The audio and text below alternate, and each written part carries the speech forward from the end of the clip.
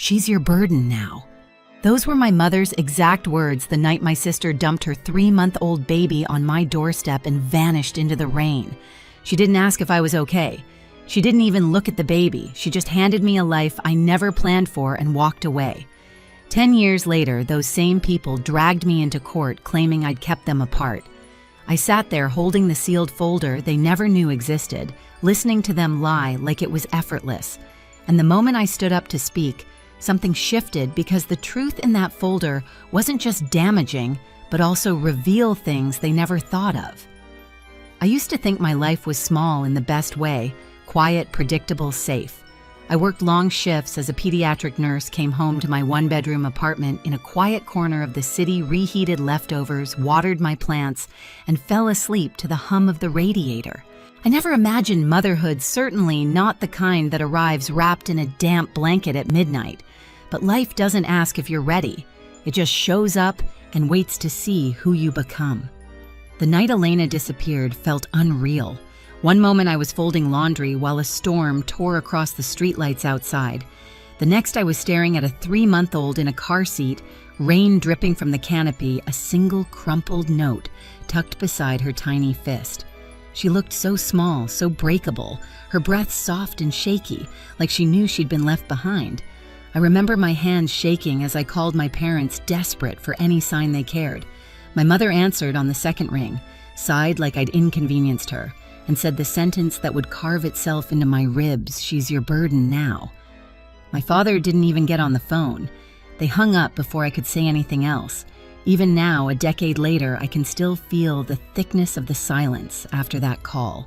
It was the moment I realized no one was coming to help, not Ross, who left 2 weeks later. Not my parents, not anyone. It was just me and a baby who had no one else in the world. I didn't sleep for the first 48 hours. I learned how to warm bottles by watching videos between sobs. I ran to the store at dawn with Lily tucked into my jacket because I didn't own a single thing for a child. I changed my entire life without a second thought. And slowly, something shifted from obligation to love, from survival to devotion. Lily would grip my finger and look at me like I was the only solid thing in her world. And maybe I was. People talk about chosen family like it's a soft idea, but mine was built through storms, tears, and promises whispered in the dark. And for 10 years, it felt unshakable, at least until the day Elena came back. Elena didn't return with an apology. She returned with a performance. It happened on an ordinary Wednesday. Lily was 9, stretched across the living room floor, building a cardboard solar system, humming softly the way she did when she felt safe. My phone rang with an unknown number. I almost let it go to voicemail. Almost. "Ruby, it's me."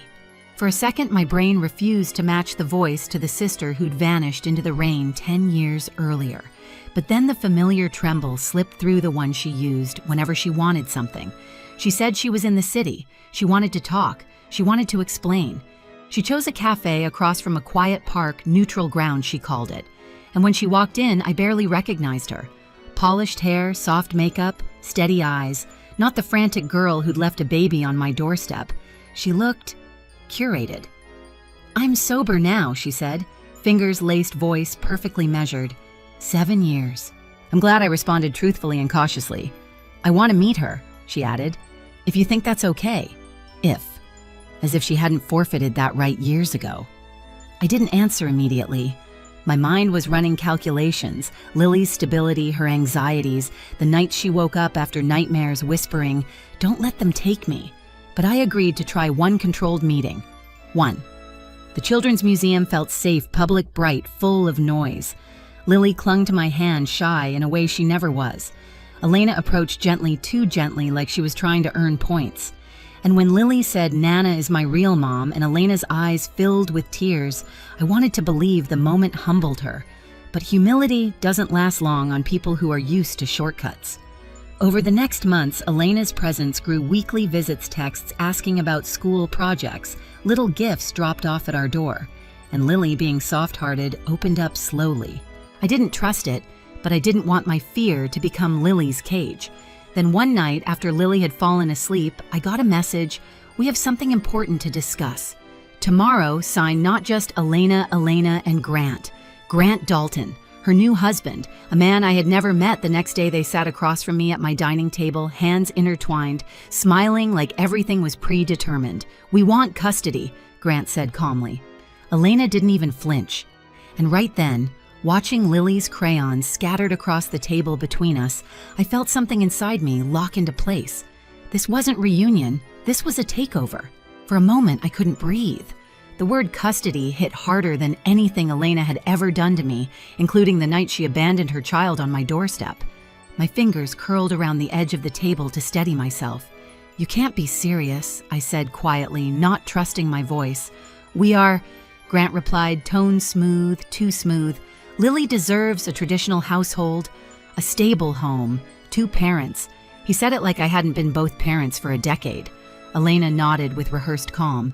"You've done so much for her, Ruby, truly, but it's time she comes home." Home. Lily's home was 10 feet away down the hall, her drawings taped to the walls, her little shoes lined neatly by the door. I didn't argue, not because I agreed, but because Lily was in the living room coloring, listening for every sound. I walked them to the door, expression, neutral voice, steady. They mistook that for weakness. Later that night, after I tucked Lily in, I found her curled up, whispering in her sleep, "Don't take me, don't take me." I sat on the floor beside her bed, hand on her back, feeling her tiny breaths tremble. And in that quiet, something in me snapped, not the brittle kind of breaking, but the clean, sharp click of a lock closing. A decision made. I wasn't losing her, not to Elena, not to anyone. The letter arrived 3 weeks later, a formal petition for custody, filed, stamped, cold. My parents signed affidavits supporting Elena, claiming I had blocked family access and distorted Lily's understanding of her heritage. Lies, all of them. I stared at the page until the words blurred. My parents, people who never bought Lily a birthday card, were suddenly claiming I had kept them apart. Collapse doesn't always look like falling apart. Sometimes it's quiet, a sinking, a cold clarity. I hired an attorney the next morning. Julia Hernandez had kind eyes, sharp instincts, and a voice that didn't tremble. After reviewing everything, she looked at me with a steady seriousness. "This isn't a reunion case," she said. "This is a power grab, and possibly a financial one." "Financial," I repeated. Julia nodded. "Their timeline doesn't make sense. People don't come back after 10 years by accident. I suggest we verify what they've been doing before they resurfaced." Enter Detective Harris. He was quiet, methodical, and had a way of sliding information across a table like he was dealing cards no one wanted. Within 2 weeks, he'd uncovered 3 things that turned my stomach. Grant was drowning in debt. He'd been searching for Lily's biological father for months. That man who Elena had never named had recently inherited several million. Suddenly, everything made sense. Elena's polished reappearance, Grant's interest, the urgency to get custody now, not for love, not for redemption, for money. I stared at the documents Harris gathered, financial inconsistencies, online searches, messages between Elena and my parents, proving they'd been in contact for years. A betrayal wrapped in a decade of silence. I wasn't collapsing anymore. I was preparing. And when the court date came, I would not walk in holding fear. I'd walk in holding the truth. The courthouse smelled like old paper and cold air, an odd mix that somehow made everything feel more real. I sat beside Julia, palms damp, the sealed folder, resting between us like a live wire. Every few seconds, I glanced at the door, imagining Lily at school, unaware of the storm reaching its peak. Then Elena and Grant walked in. Elena wore a soft blue dress, her hair styled into gentle waves meant to signal innocence. Grant had on a sharp suit and that confident half smile he used like a shield. Behind them, my parents took their seats, hands folded like they were attending a church service, not a trial they helped orchestrate. When the judge entered, the room shifted. Judge Harrowman, silver hair, calm gaze, sat down, scanned the court, and said, "Let's proceed." Elena testified first. "My sister kept Lily from me," she said, voice trembling perfectly on cue. "I was sick, but I got better. I wanted to reconnect." She refused. "She shut me out." Her attorney nodded, encouraging. "And your parents?" "They were heartbroken," she whispered. "Ruby didn't let them see their granddaughter." A lie delivered like scripture. My parents took the stand next, repeating it. She alienated us, my mother said with a practiced sigh. We tried, my father added. She wanted Lily to forget us. Not once did they mention the nights I begged them for help, the birthdays they skipped, the hurt they caused, when Lily asked why they didn't stay. Grant testified last. Cold, polished, dangerous. Ruby's unstable schedule, limited income, and lack of a two-parent household put Lily at a disadvantage, he said. Elena and I can give her stability, opportunity. Opportunity. The word tightened something behind my ribs. Then it was my turn. Julia guided me through the story, carefully showing photos, school reports, therapist notes, testimonies from teachers, neighbors, doctors. Every document painted a portrait of Lily's life as it truly was, stable, loved, nurtured.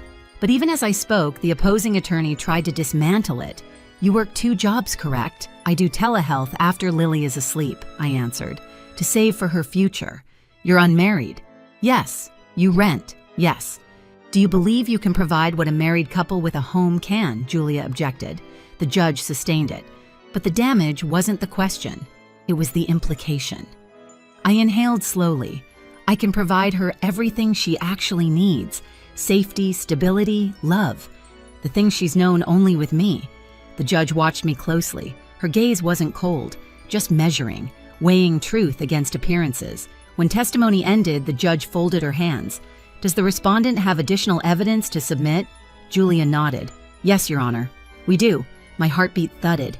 This was the moment everything turned. She lifted the sealed folder. May I approach? Proceed. The folder landed on the judge's desk with a soft thud, but the sound sliced straight through the room. Elena frowned. Grant shifted in his chair. My parents leaned forward. Judge Harriman broke the seal.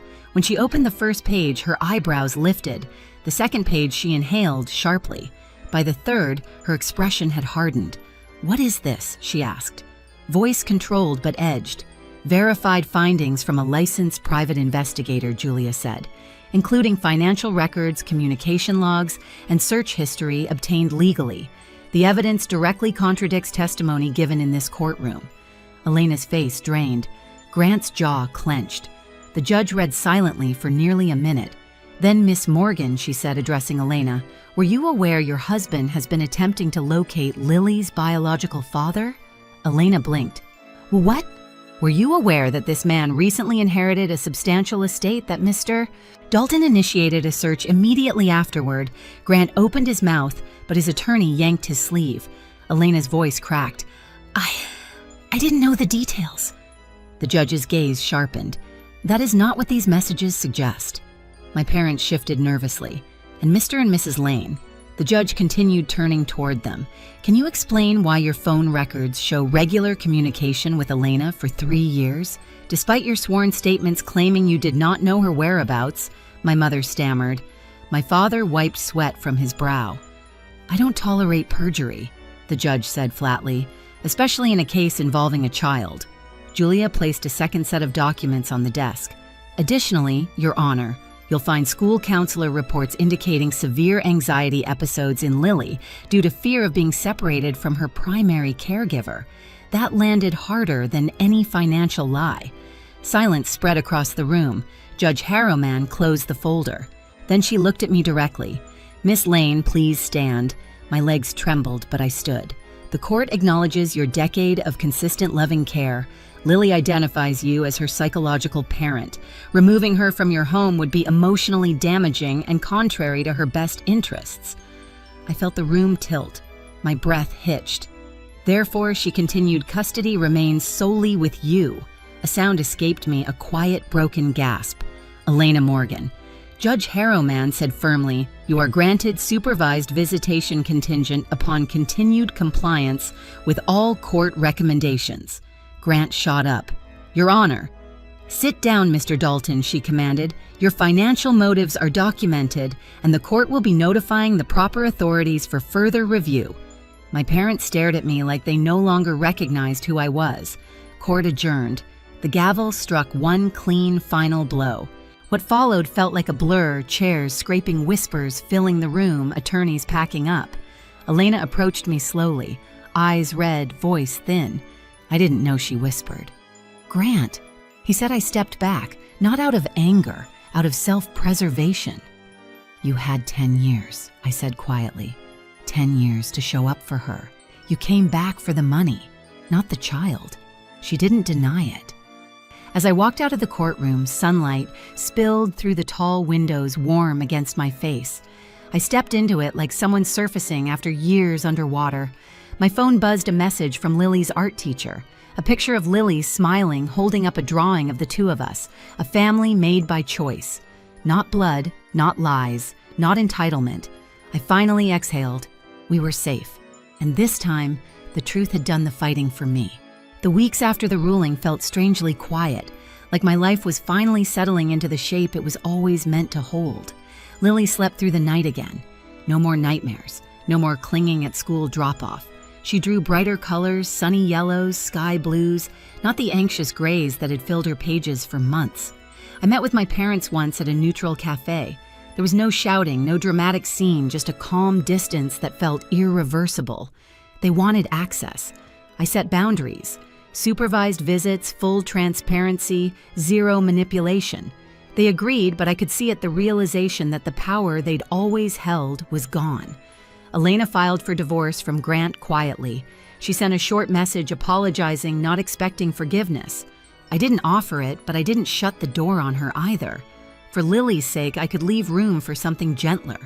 Julia helped me finalize long-term guardianship paperwork, ironclad, undeniable. One evening, as Lily and I sat on our small porch eating ice cream, she leaned against my shoulder and said, "Mom, we're okay now, right?" I smiled, smoothing her hair. "Yes, sweetheart, we're more than okay." For the first time in months, the future felt wide open, and ours. Some families are built from blood.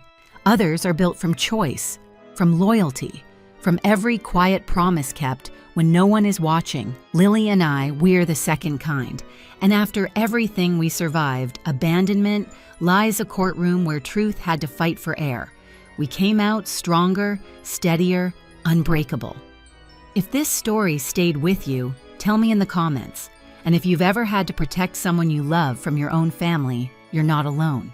Hit subscribe so you don't miss the next story.